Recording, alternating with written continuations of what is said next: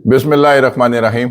अस्सलाम वालेकुम दोस्तों, मैं हूं ब्रिगेडियर रिटायर्ड तारिक जमान और आप देख रहे हैं मेरा और आपका यूट्यूब चैनल वर्सटाइल टच।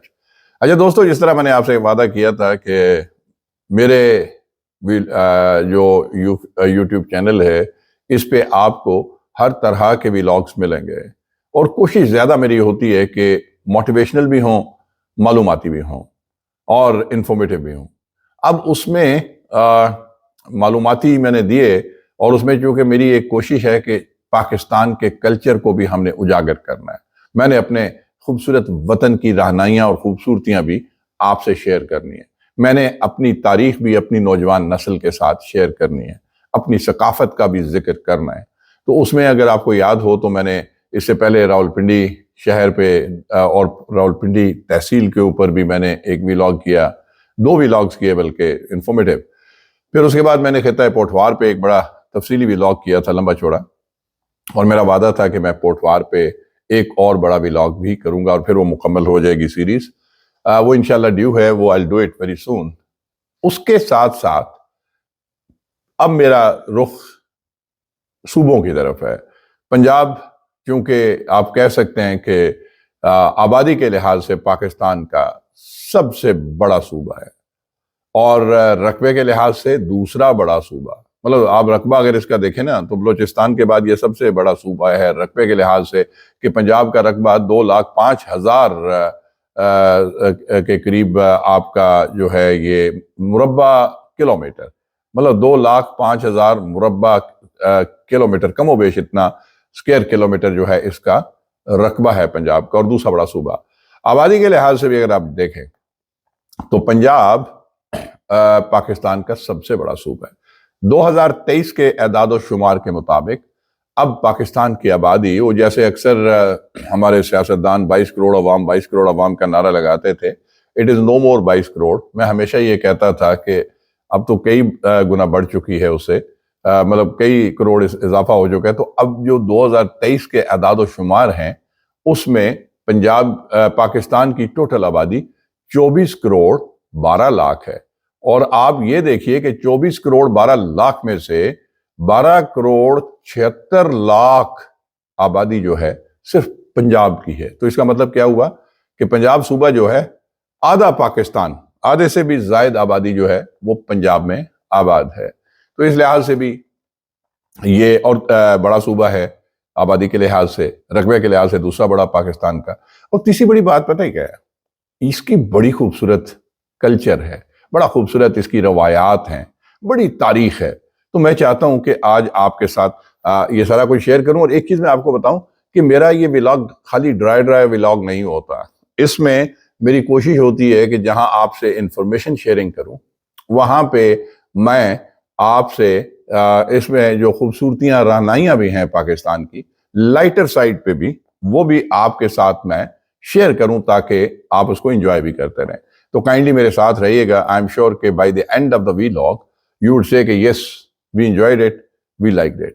मेरे बहुत सारे दोस्त बड़े मजे के कमेंट्स आप देते हैं और हमेशा इनकरेजिंग देते हैं, और उससे मुझे मेरी रहनुमाई भी होती है, मोटिवेशन भी होती है, और दैट कीप्स मी चार्ज्ड कि मैं अगला व्लॉग और अच्छा और खूबसूरत आपके लिए पेश करूं। तो मेरे साथ रहिएगा। ये पंजाब का आज हम करेंगे, फिर इंशाल्लाह बीच में इंटरवल्स के साथ बाकी सूबे भी मैं कवर करूंगा। पूरा पाकिस्तान मेरा बहुत खूबसूरत है, ये मेरा पाकिस्तान है, ये आपका पाकिस्तान है, ये हम सब का पाकिस्तान है। तो इसको हम इंशाल्लाह प्रोविंस वाइज नेक्स्ट आगे कवर करूंगा। इंशाल्लाह सिंध को भी कवर करूंगा, बलोचिस्तान को भी करूंगा, KPK को भी करूंगा। तो दोस्तों आज आगाज करते हैं पंजाब से। देखें, जैसे मैंने पहले कहा कि पंजाब आबादी के लिहाज से इस्लामी जमहूरिया पाकिस्तान का सबसे बड़ा सूबा है। पंजाब को इसका नाम जो है 5 दरियाओं की निस्बत से दिया गया।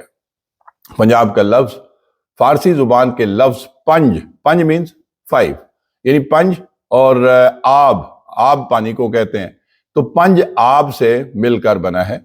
और ये जब तकसीम पाकिस्तान बरे सगीर की तकसीम से पहले मुत्तहिदा हिंदुस्तान का भी ये एक कह सकते हैं कि बड़ा सूबा था।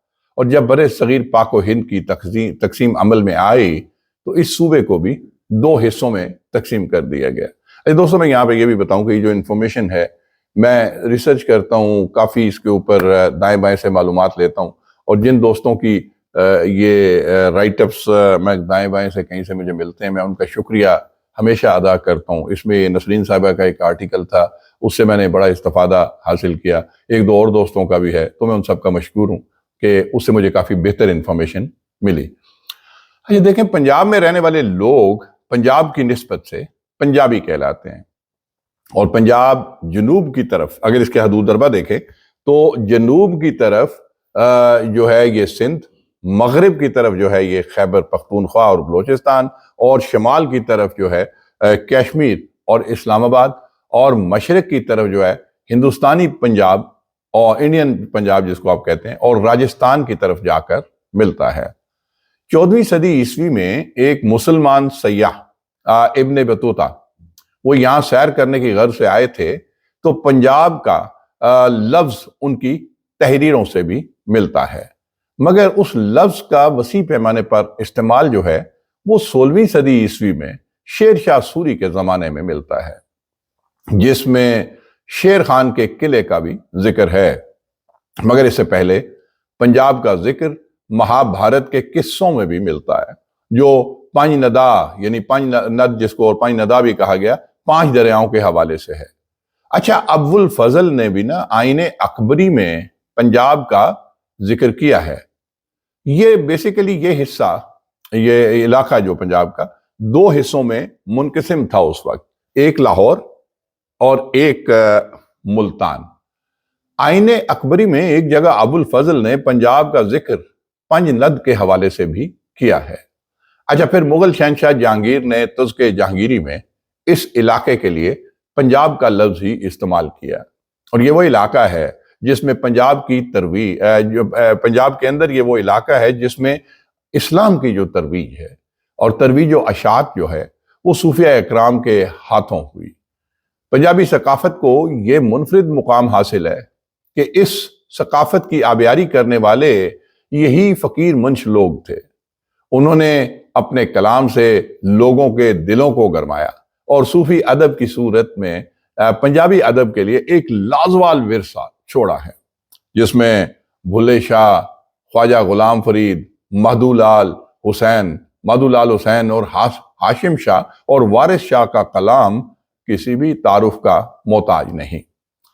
ان صوفیہ کرام نے اپنی زندگی مساوات اور رواداری سے غیر مسلموں کو متاثر کر کے گزاری۔ یہ ان کا کردار تھا، یہ ان کا کریکٹر تھا، ان کی رواداری تھی، ان کی سادگی تھی، ان کی اسلام سے محبت تھی، ان کی پارسائی تھی کہ اس سے غیر مسلم بھی متاثر ہوئے۔ اور یہی وہ خوش قسمت خطہ ہے پنجاب، جہاں محمد بن قاسم پہلی بار ایک بیٹی کی پکار پہ اسلامی لشکر کے ساتھ آیا، اور پنجاب کے شہر ملتان تک دین اسلام کی سچی روشنی پھیلائی۔ اچھا، اس نے نہ صرف یہاں مرد مجاہد بن کر مظلوموں کی داد رسی کی، بلکہ یہاں ذات پات کے ستائے ہوئے لوگوں کو ایک منفرد اور عالمگیر دینی نظام دیا، جس میں شاہ و گدا کو ایک دوسرے پر اگر فوقیت حاصل تھی تو تقوی کی بنا پر تھی، دنیاوی جو ہے نا حیثیت کی وجہ سے نہیں تھی، مال و دولت کی وجہ سے نہیں تھی، تقوی کی وجہ سے ایک دوسرے کے اوپر آپ کو اور وہ فوقیت تھی۔ اور یہی تو ہمارا اسلام کہتا ہے، یہی تو ہمارا دین کہتا ہے کہ اللہ کے ہاں تقوی کی بنیاد پہ آپ کا رتبہ ہوگا، دنیاوی مال و متاع کچھ بھی نہیں ہوگا، آپ کے اعمال ہوں گے۔ اچھا، مہاراجہ رنجیت سنگھ، جس کی پیدائش 13 نومبر 1780 کو تھی اور وفات 27 جون 1839 کو تھی، وہ پنجاب میں اس کو نا آپ کہہ سکتے ہیں کہ سکھ سلطنت کا بانی تھا۔ تقریباً اس کا 40 سالہ دور حکومت یہاں پہ تھا، جس میں اس کی فتوحات کے سبب جو سکھ سلطنت کشمیر سے موجودہ خیبر پختونخوا اور جنوب میں سندھ کی حدود سے بھی ان کی حکومت کی اس کی سرحدیں جو تھیں وہ مل چکی تھی۔ مہاراجہ رنجیت سنگھ خود ایک پکا سکھ، پکے مطلب آپ کہہ لیں کہ مسلک والا سکھ تھا، اور محترم شخصیت تھی اس کی، لیکن انہوں نے اپنی حکومت فوج میں اور اپنے رویے میں مذہب کو کبھی رکاوٹ نہیں بننے دیا تھا۔ مہاراجہ رنجیت سنگھ کی حکومت بابا گرو نانک کے فلسفے پر چلائی جاتی تھی، اور بابا گرو نانک کے فلسفے کا جو ہے وہ سب سے اہم جز جو ہے وہ سماجی مساوات اور مذہبی آزادی تھی۔ اچھا، سماجی مساوات کا اثر رنجیت سنگھ کی حکومت اور ان کی فوج میں بھی خاص طور پہ دیکھا جا سکتا تھا۔ اچھا، اللہ رب العزت کا بے انتہا فضل ہے کہ اس نے پنجاب کو زرخیز میدانوں، سرسبز کھلیانوں، فلک بوس پہاڑی سلسلوں اور بل کھاتے ہوئے دریاؤں اور ندیوں اور جھیلوں سے اور صحراؤں سے بھی نوازا ہے۔ جہاں اللہ نے اس سرزمین کو اپنی بے انتہا نعمتوں سے نوازا، وہاں اس سرزمین کو بہادر اور جری سپوت بھی عطا کیے، جنہوں نے ہمیشہ اس سونی دھرتی کی پکار پر لبیک کہا اور اپنی جانوں کے نذرانے بھی پیش کیے، جس میں دلہ بھٹی، رائے احمد کھرل اور نظام لوہار کے نام کسی بھی تعارف کے جو ہیں وہ محتاج نہیں ہیں۔ اچھا، 14 اگست 1947 کو جب پاکستان کا وجود دنیا کے نقشے پر ابھرا، جہاں سارے بر صغیر کے لوگ ہجرت کر کے پاکستان پہنچے، تو وہاں پنجاب کی غیر منصفانہ تقسیم کے نتیجے میں ایک اور قربانی پنجاب کے حصے میں بھی آئی تھی۔ جی ہاں، پنجابیوں کو اپنی ہی سرزمین سے نہ صرف ہاتھ دھونا پڑے بلکہ اپنے پیاروں کی قربانیاں بھی دیں۔ جہاں یہ بات کہوں نا کہ جہاں بات ثقافت کی آتی ہے، تو پنجابی ثقافت کا شمار دنیا کی قدیم ترین ثقافتوں میں ہوتا ہے، اور پنجابی ثقافت پوری دنیا سے ہر خطے کا رنگ اپنے اندر سموئے ہوئے ہے، اور دنیا کی لاتعداد نسلیں اور قومیں باہر سے بھی آ کر یہاں پر آباد ہوئی ہیں۔ اچھا، ایک جگہ نا سید سبط الحسن اپنے مضمون میں لکھتے ہیں کہ پنجاب کی بہت بڑی آبادی ایران، وسط ایشیا اور عراق کے ساحلی علاقوں، چین اور یورپ میں نقل مکانی کر گئے، اور یورپ کے جو ہے نا جپسی قبائل، انہیں کئی ایسی نسلوں پر مشتمل ہیں، ان میں سے جو پنجاب سے کئی وجوہات کی بنا پر نکلے تھے، اور وہ اپنے ساتھ الفاظ، اشیاء اور تہذیب و تمدن کا بہت بڑا آپ کہہ لیں ٹوکرا بھی ساتھ لے گئے تھے، خزانہ لے گئے تھے، آپ کہہ سکتے ہیں۔ لیکن اس کے برعکس یہاں کی زرخیز اور جو ہے نا خوبصورت دھرتی کی وجہ سے اس وسیع و عریض علاقے میں ہزاروں قبائل اور نسلیں آئیں اور آ کر آباد ہوتی گئیں۔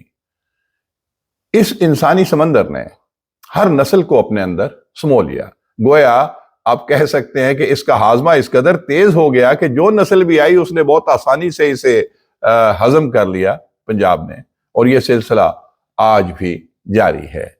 اچھا، اس کی وجہ سے یہ رنگ برنگی تہذیب یک رنگ ہو کر ایک کلچر کا روپ دھار گئی، اور آج ان کے میل جول سے آپ دیکھیں کہ ان کے میل جول سے جو وجود میں آنے والی قوم جو ہے ایک عظیم الشان شاہکار بن چکی ہے۔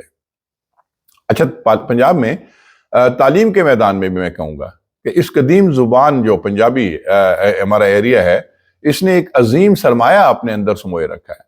پنجابی میں آپ کہیں نا سینکڑوں سے زائد کتابیں ایسی ہیں جو اپنے سر ورق اور معیار کے لحاظ سے ہی عمدہ نہیں ہیں، بلکہ مواد کے لحاظ سے بھی اعلیٰ معیار کی حامل ہیں، اور ان میں سفر نامے، غیر ملکی ادب کے ترجمے اور ناول، جن میں نوبل انعام یافتہ مصری ناول جس کے مصنف نجیب محفوظ مصری ہیں شامل ہیں۔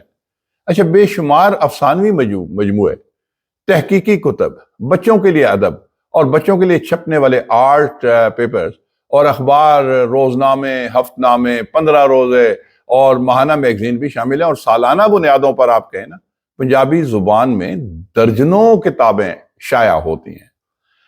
اچھا، پنجابی ادب کا جو اگر آپ کہیں نا کہ عظیم سرمایہ پنجاب کی لوک داستانیں ہیں، جن میں ہیر رانجھا، سسی پنو، مرزا صاحبہ، سونی مہوال کا محبت کی جو داستانوں میں ذکر ملتا ہے، اس کا اپنا ہی ایک مزہ ہے، اور یہی وہ داستانیں پنجابی ادب کا لازوال ورثہ ہے۔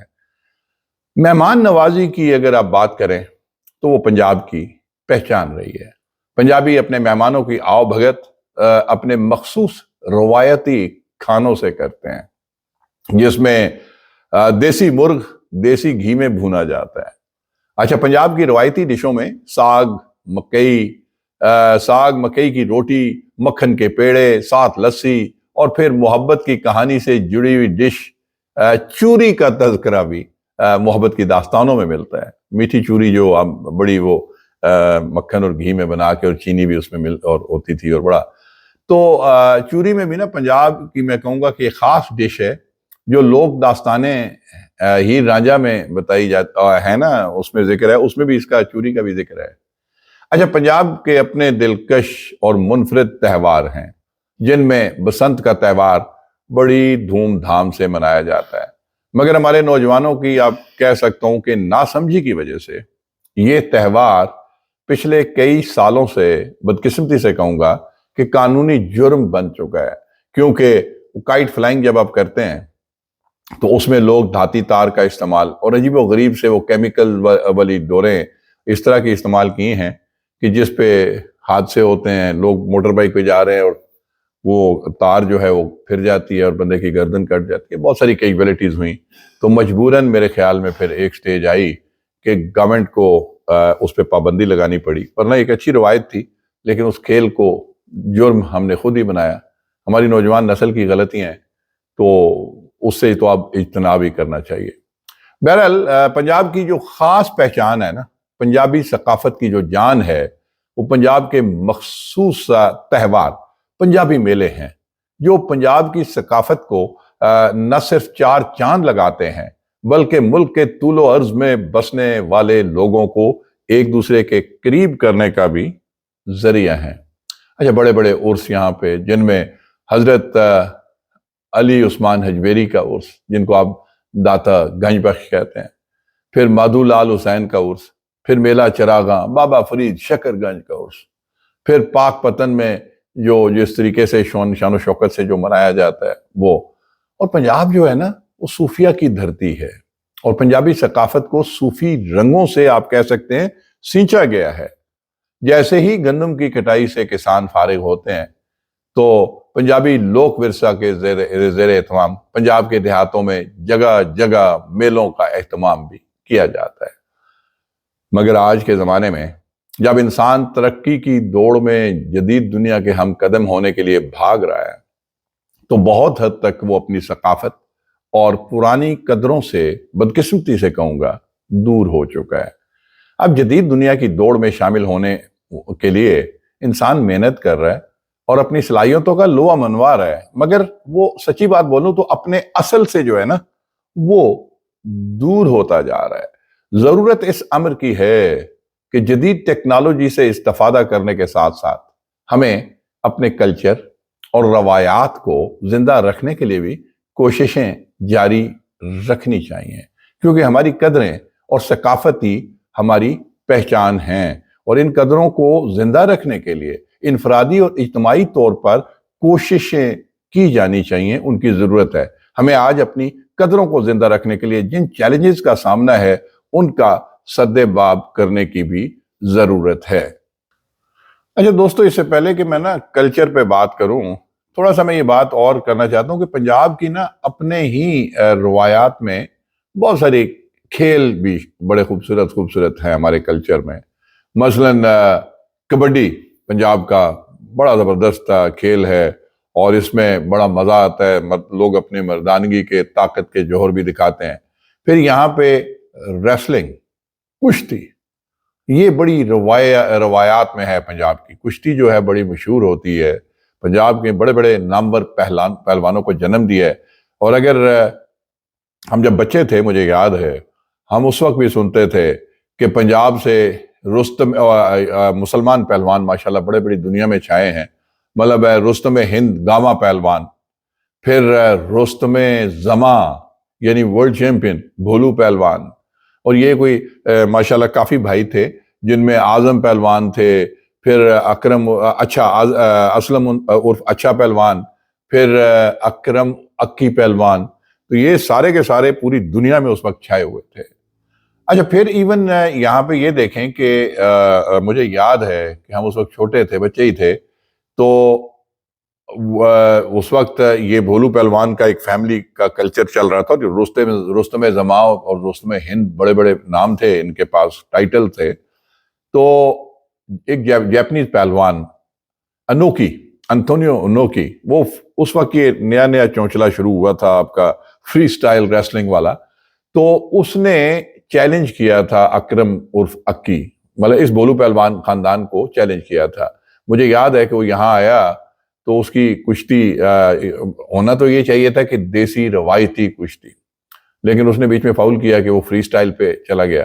تو ہم چھوٹے تھے، مجھے یاد ہے کہ ہم اپنے والد صاحب کے ساتھ یہ پنڈی میں راولپنڈی آرمی سٹیڈیم میں یہ میچ ہوا تھا، اس کی بڑی تشہیر ہوئی تھی. تو ہم اپنے والد صاحب کے ساتھ گئے اور بڑی جلدی وہ کشتی ختم ہو گئی تھی. اکرم عرف اکی پہلوان، کیونکہ وہ انوکی نے اس کو آڑا ترشا کوئی عام لاک لگا کے، حالانکہ وہ کشتی فری سٹائل پہ نہیں تھی، وہ دیسی ہونی چاہیے تھی، اور انوکی نے ان کا عام لاک لگا کے تو کندھا اتر گیا تھا اکرم پہلوان کا. مجھے آج بھی، ہم چھوٹے چھوٹے تھے تو ٹی وی پہ ان کا بیان آیا کہ جو انہیں میرا موڈا لا دیتا. لیکن ہمیں اس پہ بڑا افسوس ہوا کہ بڑی جلدی وہ کشتی ختم ہو گئی. ہم چھوٹے تھے، والد صاحب کے ساتھ گئے تھے دیکھنے، 70s کی بات ہے. تو لیکن بعد میں مجھے بڑی خوشی ہوئی کہ اسی بھولو پہلوان کے، جو ہمارا پنجاب کا کلچر تھا اور بڑے اچھے پہلوان تھے، ان کے بھتیجے، اکرم پہلوان کے بھتیجے نے جو ہے نا زبیر عرف جھارا پہلوان، وہی ان کے بھائیوں، سگے بھائی کے بیٹے، اس نے چیلنج کیا تھا انوکی کو کہ انہوں نے چچا کا بدلہ بھی لینا تھا. اور آپ حیران رہ جائیں گے کہ زبیر عرف جھارا پہلوان صرف 18 سال کا نوجوان تھا اور لمبا چوڑا گبرو، ماشاءاللہ ویری اسٹرانگ مسکولر باڈی تھی ان کی. اور پھر انہوں نے یہ بدلہ لیا تھا اپنے چچا کا. مجھے وہ یاد ہے، وہ ٹی وی پہ دکھایا گیا تھا کہ اس پہ زبیر عرف جھارا پہلوان نے انوکی کو ایسے ہاتھوں پہ اٹھا کے رنگ سے باہر پھینک دیا تھا. حالانکہ انوکی بھی 6.25 فٹ کا، 6 فٹ 4 انچ، 6 فٹ 5 انچ کی ہائٹ کا سمارٹ باڈی کا پہلوان تھا. اور انوکی کو اس نے 2 دفعہ زبیر عرف جھارا پہلوان نے اٹھا کے اکھاڑے سے باہر، رنگ سے باہر پھینک دیا. اور پھر انوکی خود اندر آ کے اس نے زبیر کا ہاتھ اوپر اٹھا کے شکست تسلیم کر لی اور زبیر اس طرح جیت گئے. پھر اسی خاندان کے ناصر بھولو پہلوان کے بیٹے ناصر بھولو بھی ماشاءاللہ تھے. وہ فری سٹائل میں آئے تھے لیکن کوئی زیادہ عرصہ نہیں آگے نہیں، انہوں نے پھر پرسو نہیں کیا غالباً اس کو. تو یہ میں کہنا چاہتا ہوں کہ پنجاب میں ماشاءاللہ پہلوانوں کی سرزمین بھی ہے. یہاں بدقسمتی سے میں کہوں گا کہ ہمارے اس ٹیلنٹ کی اس طرح گورنمنٹ لیول پہ کبھی سرپرستی اس طرح نہیں ہوئی. مجھے یاد ہے بعد میں بشیر پہلوان نے، اور یہ کئی دفعہ میں دیکھتا ہوں کہ آپ مطلب ایشین گیم لیول پہ اور اس لیول پہ اولمپک لیول تک بھی یہ جاتے ہیں، لیکن اس طرح کی سرپرستی نہیں ہے. لیکن پنجاب پہلوانوں کے اکھاڑوں سے بھرا ہوا ہوتا جہاں یہ زور آزمائشی کرتے ہیں. اس کلچر کو بھی زندہ رہنا چاہیے، یہ بہت ضروری ہے. جیسے میں نے کہا کبڈی ہے وہ بھی. پھر یہاں پہ جو گھوڑ سواری کا بڑا شوق پایا جاتا ہے، ماشاءاللہ بڑے بڑے اچھے شاہ سوار یہاں پہ ہیں. پھر یہاں پہ آپ دیکھیں تو نیزہ بازی کا بھی یہاں پہ بڑا زبردست رواج ہے، پنجاب کا کلچر ہے. وہ ٹینٹ پیگنگ جس کو کہتے ہیں، اور ماشاءاللہ بڑے بڑے شاہ سوار اور بڑے نامی گرامی لوگ ہیں جو یہاں پہ مظاہرے کرتے رہتے ہیں. پھر یہاں پہ کھیلوں میں اور بھی اس کے علاوہ باقی لوکل، آپ کبڈی اور کرکٹ وکٹ تو ویسے ہر جگہ آ گئی. پنجاب جو ہے نا، میں کہوں گا مردم خیز خطہ ہے، اور اس نے بڑے بڑے لوگ سورما یہاں پہ پیدا کیے ہیں، اس میں کوئی شک نہیں ہے جو میں نے آپ کو بتایا. اور خاص طور پہ کھیلوں کی دنیا میں بھی دنیا بھر میں نام پیدا کیا ہے پنجاب سے. ابھی آپ دیکھیں ہمارے ایک نوجوان نے جیولین تھرو میں 2nd پوزیشن لی ہے، اور مطلب سیکنڈ اس طرح کہ جو اولمپک چیمپئن سے محض فریکشن میں، انڈین جو تھا فریکشن میں اس کے جو ہیں ارشد ندیم جن کا نام ہے ہمارے کا، تو چند لیس دین اے میٹر، ٹھیک ہے، 0.8 میٹر کی ڈسٹنس سے وہ بس پیچھے رہے تھے. لیکن مجھے یقین ہے کہ اگلی دفعہ اولمپک میں بھی جا کے ہی ول بی انشاءاللہ record holder and a winner. تو اس میں یہ ہے کہ ہمیں یہاں پہ تھوڑی سی نا سرپرستی کی ضرورت ہے. ہمیں اپنے ان پہلوانوں کی بھی، اپنے ان سپورٹس مین کی بھی. پنجاب میں ایک اور کھیل خاص طور پہ جو بیلوں کی دوڑ ہوتی ہے، کیا بات ہے اس کی، اور یہ بڑا ہیلدی ایکٹیویٹی ہے۔ یہاں پہ بڑے میلوں شیلوں پہ خاص طور پہ جہاں عرس ہوتے ہیں وہاں پہ بیلوں کی دوڑ کا مظاہرہ کیا جاتا ہے، اور بڑے بڑے زبردست بیل میں وہاں پہ دیکھتا ہوں۔ باقی یہاں پہ اور بہت سارے کھیل ہیں، لیکن میں اب چونکہ کلچر کی طرف آنا چاہتا ہوں۔ دیکھیں، لفظ کلچر، اس کا ترجمہ جو ہے اردو زبان میں ثقافت کیا جاتا ہے۔ یہ ڈاکٹر احمد سلیم کا ایک آرٹیکل میں نے اس سے کنسلٹ کیا تھا، اور بڑی مجھے اس سے میں شکریہ بھی ادا کرنا چاہتا ہوں ڈاکٹر صاحب کا، سلیم صاحب کا۔ تو اس سے مجھے بڑی انفارمیشن ملی کہ اردو زبان میں نا ثقافت کو کلچر کہتے ہیں، لیکن جن معنوں میں ہم لفظ ثقافت جو ہے روزمرہ میں استعمال کرتے ہیں، اس کے اصل معنی اس سے بہت وسیع ہیں۔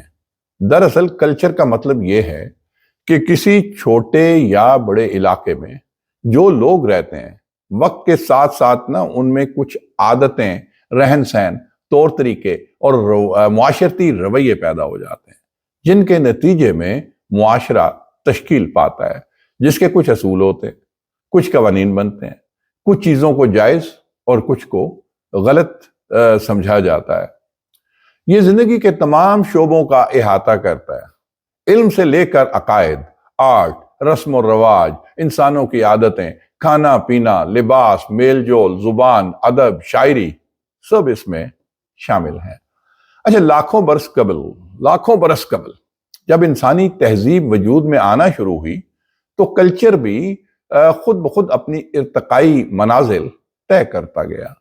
مختلف علاقوں میں رہنے والے لوگوں کی ثقافت یا کلچر بالکل مختلف ہو سکتا ہے۔ اسی طرح پنجاب کے علاقے میں جو لوگ رہتے ہیں ان کی ثقافت اور کلچر بر صغیر کے دیگر علاقوں سے مختلف ہے۔ جو زبان ہم پنجابی بولتے ہیں، یا جو زبان یہ لوگ بولتے ہیں، پنجاب والے اسے پنجابی کہتے ہیں، اور ایک اندازے کے مطابق آپ حیران ہوں گے یہ جان کر کہ دنیا میں تقریباً 11 سے 12 کروڑ انسان پنجابی بولتے ہیں۔ میں نے کہا نا کہ 12 کروڑ سے تو پلس آبادی آپ کی پنجاب کی اپنی بھی ہے، لیکن یہاں پہ ظاہر ہے کہ سارے پنجابی نہیں، سیٹلرز بھی آ کے رہ رہے ہیں، لیکن یہ بھی بڑی بات ہے کہ 11 سے 12 کروڑ اگر انسان پنجابی زبان بولتے ہیں، اور ان میں سے 8 کروڑ سے زائد پاکستانی پنجاب میں جو پکی پنجابی بولتے ہیں، اور باقی آپ کہیں تو بھارتی پنجاب میں، تمام دنیا میں رہتے ہیں۔ اور برِ صغیر میں بولی جانے والی جو قدیم زبانوں میں نا، ایون بشمول سنسکرت، اس میں سے پنجابی زبان کا جو ہے ظہور ہوا۔ موجودہ دور کی پنجابی ایک جدید اور مکمل زبان کی صورت میں 7ویں صدی میں ہی جوان ہو چکی تھی۔ اچھا، پنجابی ادب کی تمام مشہور تصانیف 9ویں صدی سے ملنا شروع ہو جاتی ہیں۔ پنجابی ادب کی بات ہو اور صوفی شاعروں کا ذکر نہ ہو، جو میں نے پہلے بھی کہا تھا، یہ وہی لوگ ہیں جن کے بارے میں ہم بچپن سے پڑھتے آ رہے ہیں کہ برِ صغیر میں اسلام کی ترویج میں، میں نے پہلے بھی ذکر کیا تھا لیکن اب میں ڈیٹیل میں کرنا چاہتا ہوں کہ برِ صغیر میں اسلام کی ترویج میں ایک بڑا اہم ترین ذریعہ صوفیہ کرام تھے۔ ان میں بابا فرید گنج شکر 1179 سے لے کے 1267 تک رہے۔ پھر اس کے بعد شاہ حسین 1538 سے لے کے 1599 تک آپ رہے۔ پھر حضرت سلطان باؤ سرکار 1630 سے 1691 عیسوی تک رہے۔ پھر شاہ شرف 1640 سے 1724 تک۔ پھر بابا بھولے شاہ 1680 سے 1757 تک۔ پھر علی حیدر 1690 سے 1785۔ پھر وارث شاہ 1722 سے 1798 تک ان کا دور تھا۔ پھر میاں بخش 1830 سے 1907 تک ان کا دور رہا۔ پھر خواجہ غلام فرید 1845 سے 1901 تک۔ اور یہ چند نام ہیں، اس سے پہلے میں حضرت داتا گنج بخش کا تو کر چکا ہوں، جو لاہور میں ان کا بھی قیام ہے۔ صوفیہ کرام تو بہت ہیں، اور بڑی بڑی ہستیاں ہیں یہاں پہ مدفون ہیں، اور خزانے ہیں۔ میں کہتا ہوں کہ دنیا کے ادب کی اگر تاریخ لکھی جائے نا، تو پنجابی ادب کے بغیر نامکمل ہوگی۔ اور اس سلسلے میں ہیر رانجھا، میں نے جیسے پہلے کہا، سونی مہیوال، مرزا صاحبہ، سسی پنو اور قادر یار مشہور ہیں۔ فلموں میں یہ سب قصے صرف محبت کی داستانوں کے طور پر پیش کیے گئے ہیں، لیکن دراصل ان میں محبت کے ساتھ ساتھ قربانی، معاشرتی اقدار، روایات اور سب سے بڑھ کر ظلم، برائی اور سماج کے خلاف بغاوت کی جو ہے نا تعلیم، وہ بھی دی گئی ہے، یعنی ظلم کے خلاف بغاوت کی تعلیم دی گئی ہے۔ اسی طرح وہ نادر شاہ دیوار اور جگ نامہ کے بغیر دنیا کے ادب کی تاریخ مکمل نہیں ہو سکتی اور نہ ہی وہ رقم کی جا سکتی ہے۔ بابا گرو نانک کے ایک مسلمان ساتھی اور صوفی شاعر بھائی مردانہ اور حضرت بابا فرید کی شاعری کا بڑا حصہ سکھ مذہب کی کتاب گرو گرنتھ صاحب میں شامل ہے، اور گرنتھ صاحب 1604 میں گروارجن دیو نے مرتب کی تھی۔ اور یہ سب بتانے کا مقصد صرف یہ ہے دوستو کہ جدید پنجابی زبان کی تاریخ سینکڑوں برسوں پر محیط ہے، اور یہ تھڑوں پر بیٹھے کمیوں کی زبان نہیں ہے، بلکہ اس میں کسی بھی بڑی اور تہذیب یافتہ زبان سے زیادہ ادب، شاعری، قصے اور چاشنی موجود ہے۔ یہ تو کچھ انگریز حکومت کی مہربانی ہے، اور کچھ ہمارا، معذرت کے ساتھ کہوں گا، معذرت کے ساتھ، کہ کچھ ہمارا احساس کمتری ہے، جس کی وجہ سے نا جس طرح شیروانی اور پگڑی ہوٹلوں کے دربانوں کا لباس بن گئی ہے، لفظ مولوی بھی آج تحقیر اور مذاق کا استعارہ بن چکا ہے بدقسمتی سے۔ اسی طرح پنجابی کے بارے میں خیال ہے یا پیدا کرنے کی کوشش کی جا رہی ہے کہ خدا نخواستہ پنجابی گواروں، جاہلوں اور تھڑوں پر بیٹھنے والے بے علم لوگوں کی زبان ہے۔ نہیں، یہ غلط ہے، یہ زیادتی ہے۔ جنہیں بات کرنے کی تمیز نہیں، ان کا عام رویہ یہ ہے کہ آپس میں روزمرہ کی بات کرتے ہوئے گالی گلوچ اور دشنام ترازی سے کام لیتے ہیں۔ یہ تو آپ کے پرسنل انڈرسٹینڈنگ اور ریلیشنز پہ ہوتا ہے۔ تو گالی گلوچ، دشنام ترازی اور غیر پارلیمانی زبان یا الفاظ، خاص طور پہ میں دوبارہ کہتا ہوں کہ گالی گلوچ، دشنام ترازی اور غیر پارلیمانی الفاظ ہر زبان کا حصہ ہوتے ہیں، اور دنیا کی ہر زبان میں ایسے الفاظ شامل ہوتے ہیں جو اس زبان کے بولنے والوں میں سے جاہل لوگ غصے میں، عقل اور خیرت سے بیگانہ ہونے پر استعمال کرتے ہیں۔ تو پنجابی میں بھی ایسا ہو سکتا ہے، لیکن جانے کیوں بدقسمتی سے کہوں گا کہ یہ ثابت کرنے کی کوشش کی جا رہی ہے کہ جہاں دوسری تمام زبانوں میں ان الفاظ کا استعمال ہوتا تو ہے لیکن معیوب سمجھا جاتا ہے، وہاں پنجابی زبان میں ایسے الفاظ معیوب نہیں بلکہ کلچر اور ثقافت کا حصہ ہے۔ آپ اس کو کیوں ایسا سمجھتے ہیں؟ مطلب جہاں پہ گالی ہے وہ گالی ہے، وہ کسی زبان میں بھی ہے، اس کو آپ کہہ سکتے ہیں، تو اس کو کلچر کا حصہ نہیں کہنا چاہیے۔ کیا اس کا مطلب یہ ہے کہ جن گھروں میں پنجابی بولی جاتی ہے وہاں والدین، بچے اور بزرگ آپس میں ایک دوسرے کے سامنے ان الفاظ کا استعمال کرنے میں کوئی عار محسوس نہیں کرتے؟ کون ایسا کہہ سکتا ہے؟ دیکھیں دوستو، میرا تعلق خطہ پوٹھوار سے ہے، اور میں یہاں پہ مطلب اس میں دوستوں یاروں میں باہر ہم لوز ٹاک کر جاتے تھے، کلاس فیلوز کے طور پہ بھی، ایون بڑے ہو کے بھی، لیکن گھر کے اندر تو آپ یہ لفظ ماں باپ کے سامنے، بہن بھائی کے سامنے، بچوں کے سامنے آپ نہیں استعمال کر سکتے۔ تو اپنا اپنا تجربہ تو ہو سکتا ہے، لیکن کم از کم میں نے کوئی ایسا گھر نہیں دیکھا، جیسے ہر ملک اور ہر شہر اور ہر علاقے کی ثقافت میں تھوڑا فرق ہوتا ہے، اسی طرح اگر ہم باریک سطح کی بات کریں تو ہر محلے اور ہر گھر کا رہن سہن اور ثقافت میں بھی نا تھوڑا بہت فرق ہوتا ہے۔ ممکن ہے کہ جو لوگ پنجابی زبان پر اس قسم کے الزامات لگاتے ہیں وہ اپنی گلی محلے اور گھروں کی سطح پر ان کا تجربہ اس بارے میں غالب اکثریت سے مختلف ہو، اور وہاں کی زبانی لغت یا پنجاب کی اکثریت سے مختلف ہو، وگرنہ پنجاب کے جس کلچر کو دنیا جانتی ہے، اس کلچر کی بنیادی اکائی ایک گھر ہے، جس میں عمومی طور پر ایک سربراہ اور اس کے بچے اور پوتے پوتیاں رہتے ہیں۔ گھر کے سربراہ کی نہ صرف عزت کی جاتی ہے، ہر معاملے میں اس سے مشورہ بھی کیا جاتا ہے، بلکہ سربراہ بھی تمام اہل خانہ کا ہر طرح سے خیال رکھتا ہے۔ اور اسی طرح گلی محلے کی سطح پر آ جائیں تو ہر گھر کا ہر بزرگ پورے محلے کا بزرگ ہوتا ہے، اور کسی کی ہمت نہیں ہوتی کہ کسی بزرگ کے سامنے گالی گلوچ چھوڑ نیچی نظر کو اونچا کر کے بھی دیکھ لے۔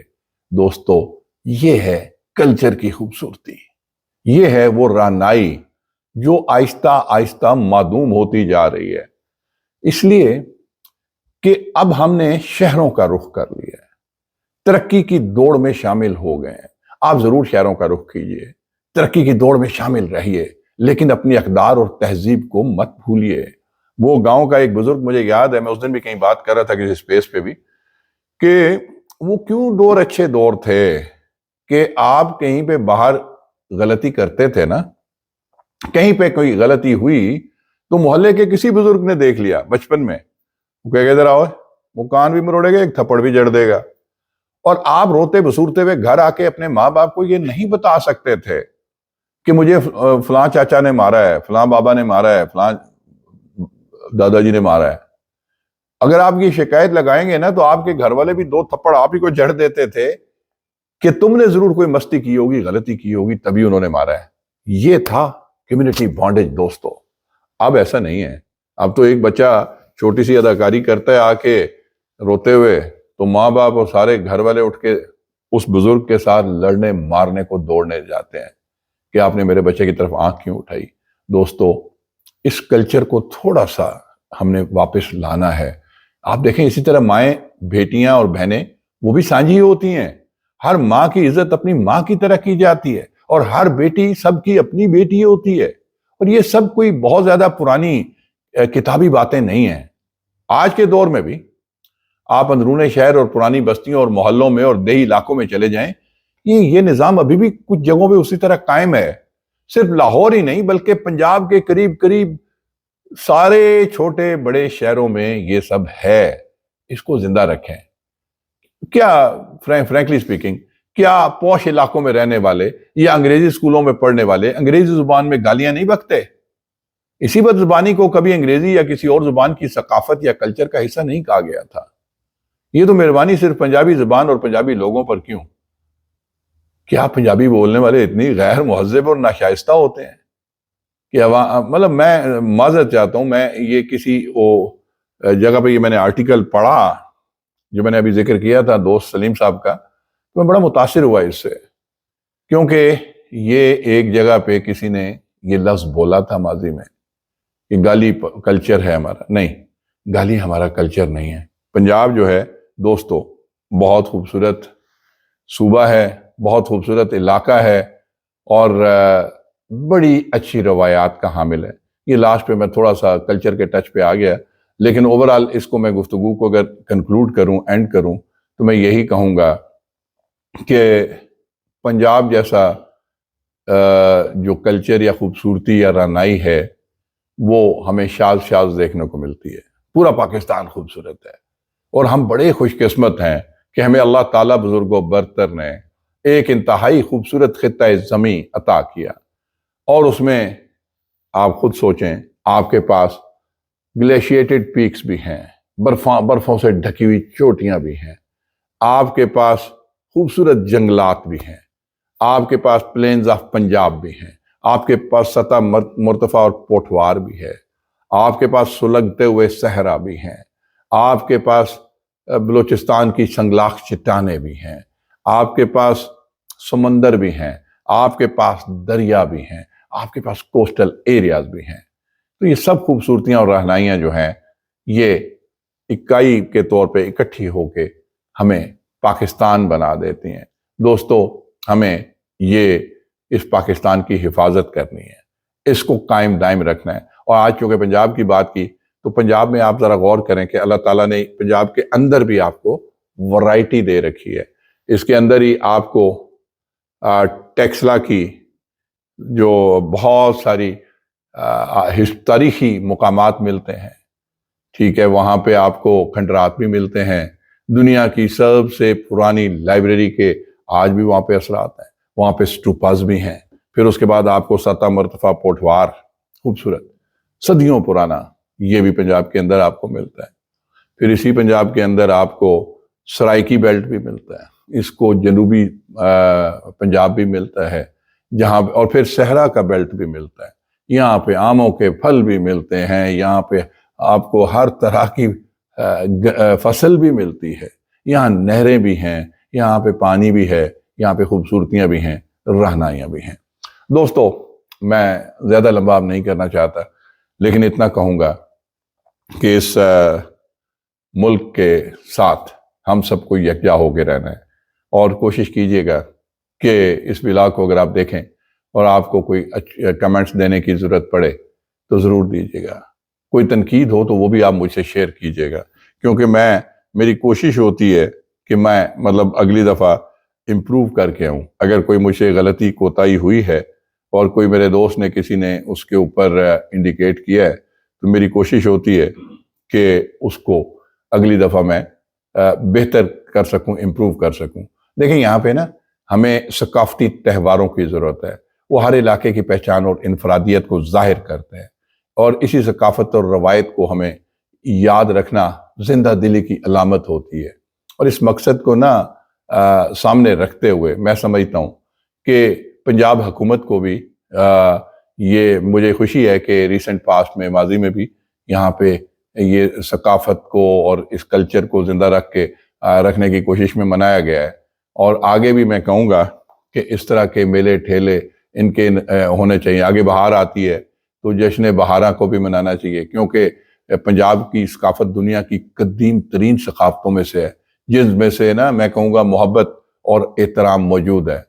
تو پاکستان کی ثقافت بطور مجموعی بھی میں کہوں تو مختلف علاقوں کی ثقافتوں کا گلدستہ ہے، جبکہ پنجابی ثقافت اس گلدستے میں نمایاں ایک حیثیت رکھتی ہے۔ تو پنجاب کی جو ثقافت ہے، اس کے جو تہوار ہیں، اس کے کھانے ہیں، ملبوسات ہیں، قدیم مقامات ہیں، ہزاروں رنگ اس کے اندر سمو کے رکھے ہوئے ہیں اس خطے نے۔ تو اس لیے یہ خوش نصیب خطہ، میں کہوں گا خوش نصیب خطہ، ہزاروں سال پرانی تہذیب کا وارث ہے، اور پنجاب کی ثقافت جو ہے دلکش ثقافتی رنگوں کا امتزاج ہے۔ اور پھر جو حضرت میں نے پہلے ذکر کیا کہ کیا کیا ہستیاں ہیں، حضرت علی اجمیری، بابا فرید گنج شکر، سلطان باہو سرکار، بابا بلے شاہ جیسے عظیم صوفیہ کرام سے مالا مال یہ سرزمین ہے۔ تو میں یہی کہوں گا کہ پنجاب کی ثقافت کا نا دن منانا چاہیے، اور اس دن کا ایک دن مقصد صرف ایک دن یا ایک ہفتہ نہیں ہونا چاہیے، بلکہ اس کو ہم ہمیشہ اس ثقافت کو زندہ رکھیں۔ اور اس ثقافت کو زندہ رکھنا اس لیے ضروری ہے کہ ہم اپنی تاریخ کو زندہ رکھیں گے، اپنی نوجوان نسل تک اس ثقافت کو منتقل کیجیے۔ میرا یہ جو ولاگز میں کرتا ہوں، ان میں میرا بنیادی مقصد یہی ہوتا ہے کہ میں اتنا ٹائم نکال کے، اور یقین کریں مجھے اور کچھ گین یا کچھ اور لالچ کسی قسم کا نہیں ہے۔ میں یہ بھی نہیں کہتا کہ آپ آئیں جی میرے اس کو لائک کریں، میرے سبسکرائبر بڑھائیں، نو، آپ صرف اس کو سن لیں، ٹھیک ہے؟ آپ اتنا ضرور کیجئے کہ اس کو پورا سنیے گا، اور سن کے جو تھوڑی بہت انفارمیشن یا نالج میں نے شیئر کیا، میں نے ریسرچ کی، میں نے نیٹ پہ ڈھونڈا، میں نے دائیں بائیں سے کتابیں کنسلٹ کی، آپ تک پہنچایا۔ اس کا مطلب یہ ہے کہ اس کو پھر آپ آگے پہنچائیں، دیپ سے دیپ جلائیں، اپنے دوستوں سے شیئر کریں، اور بچوں کو یہ ضرور بتائیں کہ یہ ہے ہمارا کلچر۔ تو دوستو اب میں اینڈ کرتا ہوں، انشاءاللہ اگلے ولاگ کے ساتھ حاضر ہوں گا۔ اپنا خیال رکھیے گا، اپنے گرد و نواح کا خیال رکھیے گا، اپنے ہمسایوں کا خیال رکھیے گا، اپنے پاکستان کا خیال رکھیے گا، اپنے پاکستانیوں کا خیال رکھیے گا، عالم اسلام کا خیال رکھیے گا، اور فلسطین کے بھائیوں کو مت بھولیے گا، ان کے لیے دعا کریں، ان کے لیے جو آپ جس طریقے سے بھی آپ کر سکتے ہیں، اگر لوگ وہاں پہ ڈونیشن بھیجتے ہیں، امداد بھیجتے ہیں، یہ بھی ایک میں سمجھتا ہوں بہت بڑی نیکی ہے۔ اللہ تعالیٰ انشاءاللہ تعالیٰ ان کا بھی حامی و ناصر ہوگا۔ اللہ تعالیٰ ہم سب کا حامی و ناصر ہو، اور ہمیشہ کوشش کیجئے جہاں بیٹھے ہیں، جب میں پاکستان کا نعرہ لگاتا ہوں تو اس میں آپ بھی میرے ساتھ بآواز بلند ضرور شامل ہوا کریں، یا دل سے ہی کہہ دیا کریں، اور میں کہوں گا وہ آپ ساتھ دیں گے۔ پاکستان زندہ باد۔